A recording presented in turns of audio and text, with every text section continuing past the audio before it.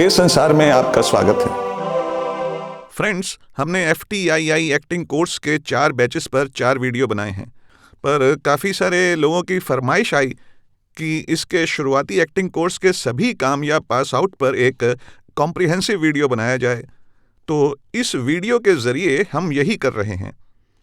FTII या film and television institute of India की स्थापना 1960 में फिल्म इंस्टीट्यूट ऑफ इंडिया के तौर पर हुई थी। ऐसे इंस्टीट्यूट की ज़रूरत पर श्री BN सरकार साहब और श्री V शांताराम जी ने काफ़ी जोर दिया था। इस ज़रूरत को समझते हुए ही भारत सरकार ने इसे शुरू किया था। आगे चलकर 1967 में इंस्टीट्यूट ने 1 month residential film appreciation course भी शुरू किया। इस कोर्स के डायरेक्टर थे सतीश बहादुर और मेन इंस्ट्रक्टर थे मैरी सेटन। 1971 में इसमें टीवी से जुड़े ट्रेनिंग कोर्स भी जोड़े गए और इसका नाम हो गया film and television institute of India. Prabhat film company के बेकार पड़े स्टूडियोज़ को खरीदकर इसे शुरू किया गया और इसके पहले प्रिंसिपल थे गजानन जागीरदार साहब, जो हिंदी सिनेमा के जाने माने एक्टर, राइटर और डायरेक्टर थे। FTII में अपने कार्यकाल के बाद उन्होंने मुंबई में जागीरदार एक्टिंग क्लासेस भी शुरू की थी। इसके बाद इंस्टीट्यूट के प्रिंसिपल बने थे रोशन तनेजा। वो काफ़ी समय तक प्रिंसिपल रहे। वहाँ के कार्यकाल के बाद उन्होंने मुंबई के 4 बंगला में रोशन तनेजा एक्टिंग क्लासेस शुरू की। आज इंस्टीट्यूट में उनके नाम से रोशन तनेजा विंग भी है। FTII international centre of schools of cinema and television का मेंबर है। हाल ही में इन्होंने अरुणाचल प्रदेश में भी एक इंस्टीट्यूट खोला है। इंस्टीट्यूट एक अवार्ड शो भी करता है, गीफा, ग्लोबल इंडिया फिल्म अवार्ड्स। वैसे तो FTII में कई कोर्सेज करवाए जाते हैं, पर सबसे प्रेस्टिजियस और ग्लैमरस कोर्स तो एक्टिंग कोर्स ही है, जिसके बैच 1965 से लेकर 1977 तक निकलते रहे। फिर कुछ सालों के लिए इसे बंद कर दिया गया और 2006 में फिर से शुरू किया गया। यहाँ हम 1965 से 1977 तक के बैच के कामयाब पास आउट का जिक्र करेंगे। एक्टिंग कोर्स के पहले बैच से ही आए थे G.K. असरानी या गोवर्धन के असरानी, जिन्हें हम मशहूर कॉमेडियन असरानी के नाम से जानते हैं। इनकी पहली फिल्म थी हरे कांच की चूड़ियाँ, जिसमें इन्होंने G. असरानी के नाम से डेब्यू किया था, पर बाद में आई फिल्म गुड्डी से ही इन्हें पहचान मिली और यहीं से इनकी गाड़ी सरपट दौड़ने लगी। गुड्डी फिल्म में उन्होंने असरानी के नाम से ही काम किया था। एक्टिंग के अलावा इन्होंने 6 फिल्मों का निर्देशन भी किया है, जिनमें मेन हैं चला मुरारी हीरो बनने, सलाम मेम साहब और हम नहीं सुधरेंगे। दुख की बात है कि अभी हाल ही में असरानी साहब इस दुनिया को छोड़कर चले गए हैं, लेकिन उनका काम हमेशा लोगों के दिलों में उनकी याद बनाए रखेगा। हमारी ओर से उन्हें भावभीनी श्रद्धांजलि। ईश्वर उनकी आत्मा को शांति प्रदान करे। दूसरे कामयाब पास आउट हैं सुभाष घई। जी हाँ, सुभाष घई एक्टिंग का डिप्लोमा लेकर आए थे और एक्टर के तौर पर आराधना में छोटी सी भूमिका की। इसके अलावा उमंग और 2 बच्चे 10 हाथ में एक्टर के तौर पर काम किया। बाद में कामयाब राइटर डायरेक्टर बन गए। इस बैच में कुल 12 पास आउट थे, पर बाकी के बारे में कोई जानकारी नहीं है।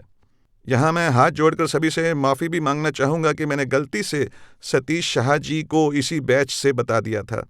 वो दरअसल 1976 के बैच से थे। एक ग्रेट एक्टर। हाल ही में उनका निधन हुआ। ईश्वर उनकी आत्मा को शांति प्रदान करे। इसके बाद 1966 के बैच में कुल 7 पास आउट निकले। इनमें रेहाना सुल्तान ही कामयाब रहीं।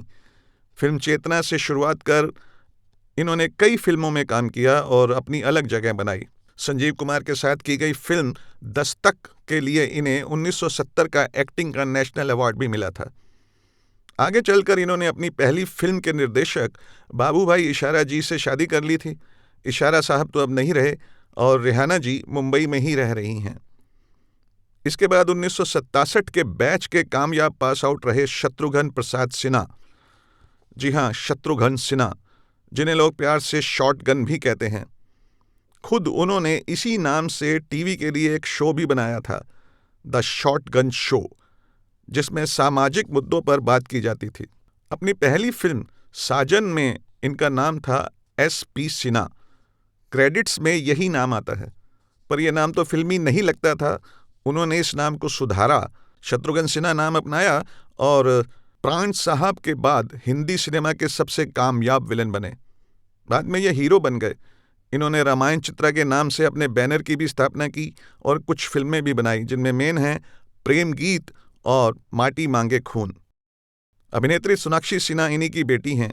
इनके बेटे लव सिन्हा ने भी एक्टर के तौर पर एक फिल्म की थी 2010 में, सदियां। फिल्म नहीं चली थी।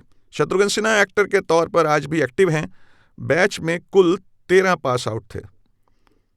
इसके बाद आया 1968 का बैच, सिर्फ 2 पास आउट, नवीन निश्चल और आशा चंद्रा। दोनों कामयाब रहे, नवीन निश्चल एक्टर के तौर पर और आशा चंद्रा एक्टिंग इंस्ट्रक्टर के तौर पर। इन पर हम एक डिटेल्ड वीडियो बना चुके हैं, उसे देखें और पूरी जानकारी लें। फिर आया 1969 यानी 1969 का बैच, कुल पास आउट 11। इनमें से जो कामयाब रहे उनमें से एक हैं रीता सलूजा, जिन्होंने फिल्मों में राधा सलूजा के नाम से काम किया और अच्छी कामयाबी पाई। दूसरे हैं कमलजीत पेंटल, जिन्हें जाने माने कॉमेडियन पेंटल के नाम से कामयाबी मिली। तीसरे हैं सुरेश चटवाल, जिन्होंने फिल्मों में भी काम किया और टीवी में भी। टीवी सीरियल नुक्कड़ ने उन्हें खास तौर से प्रसिद्धि दिलवाई थी। इसके बाद आया 1970 का बैच, कुल पास आउट 11, और इनमें से जो कामयाब हुए वो ऐसे कामयाब हुए कि कामयाबी की पहचान बन गए। सबसे पहले जया भादुड़ी यानी जया बच्चन जी। क्या उनके बारे में कुछ बताने की ज़रूरत है? बिल्कुल नहीं। दूसरे श्रींग पी डेंजोंगप्पा, जो डैनी के नाम से मशहूर हुए। क्या इनके बारे में भी कुछ बताने की ज़रूरत है? बिल्कुल नहीं। और तीसरे हैं अनिल धवन।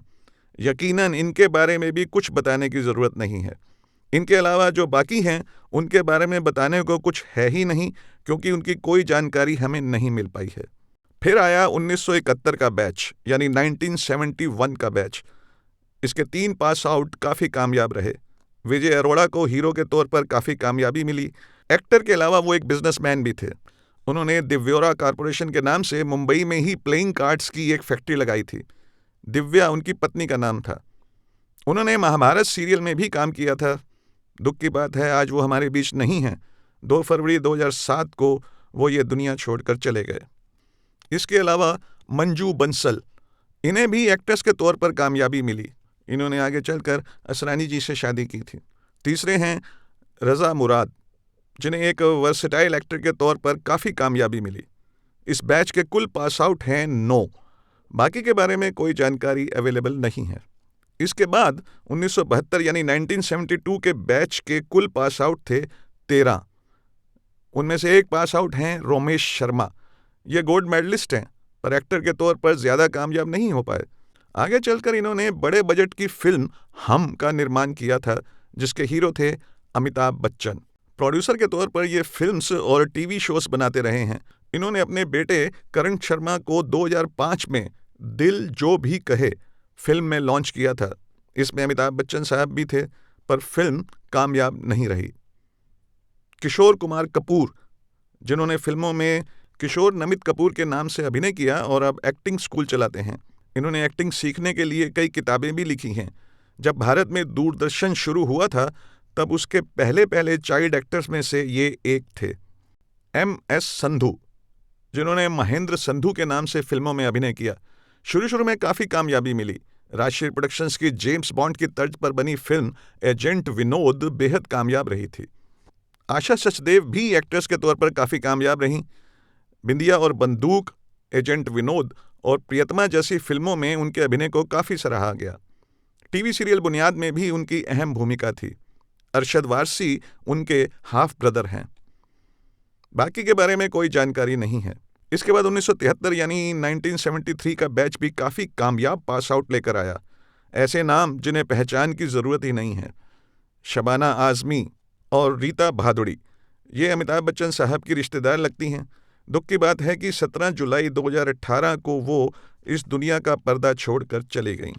प्रीति गांगुली, ग्रेट अशोक कुमार जी की सुपुत्री, एक्ट्रेस के तौर पर उन्हें अच्छी पहचान मिली। आज वो भी हमारे बीच नहीं हैं। 2 दिसंबर 2012 को वो इस दुनिया को अलविदा कह गईं। जरीना वहाब, राजश्री प्रोडक्शंस की चितचोर और क्लाइम फिल्म्स की घरौंदा में उनके अभिनय को कौन भुला सकता है। उनके पति आदित्य पंचोली भी एक एक्टर हैं। शैलेंद्र सिंह, एक्टिंग का डिप्लोमा लेकर आए थे, पर बॉबी में ऋषि कपूर की आवाज़ बनकर सिंगर के तौर पर मशहूर हुए। आगे चलकर उन्होंने खुद के लिए एक फिल्म भी प्रोड्यूस की थी, एग्रीमेंट, जिसमें उनकी हीरोइन थी रेखा। इस फिल्म को ठीक ठाक सफलता मिल गई थी। और नीलम मेहरा, इन्हें भी हीरोइन के तौर पर कई फिल्मों में देखा गया। कंवलजीत सिंह फिल्मों और टीवी सीरियल्स में काम किया। ज़्यादातर लोग इन्हें सत्ते पे सत्ता फिल्म में इनके रोल के लिए जानते हैं। इनकी शादी ग्रेट एक्टर अशोक कुमार जी की नातिन अनुराधा से हुई है। ये बैच काफ़ी बड़ा था, कुल 22 पास आउट। बाकी के बारे में हमारे पास कोई जानकारी नहीं है। इसके बाद 1974 यानी 1974 का बैच भी काफ़ी बड़ा था, कुल पास आउट 22, पिछले बैच के ही जितने। इनमें से भी कुछ बेहद कामयाब रहे, जो आज किसी परिचय के मोहताज नहीं हैं। थॉमस बीच आल्टर, जिन्हें हम एक्टर टॉम ऑल्टर के नाम से जानते हैं, इन्हें पद्मश्री भी दी गई थी। ये भी 29 सितंबर 2017 को इस दुनिया को छोड़कर चले गए। जाने माने एक्टर बेंजामिन गिलानी, विजेंद्र घाटगे, नीता मेहता, जिन्हें कुछ फिल्मों में देखा गया, गौरांग चक्रवर्ती, जिन्हें हम मिठुन चक्रवर्ती के नाम से जानते हैं। इन पर पूरी जानकारी के लिए हमने अलग से एक वीडियो बनाया है, जिसे आप देख सकते हैं। रमा विज, इन्होंने फिल्मों में भी काम किया और टीवी सीरियल में भी। नुक्कड़ सीरियल ने इन्हें काफ़ी पहचान दिलाई। इसके अलावा उदय चंद्रा को हम 5 फिल्म में एक भूमिका में देखा गया था। रंजीता कौर निज्जर, जिन्होंने रंजीता के नाम से अभिनय किया, ऋषि कपूर के साथ लैला मजनू और सत्ते पे सत्ता में अपनी भूमिकाओं के लिए आज भी याद की जाती हैं।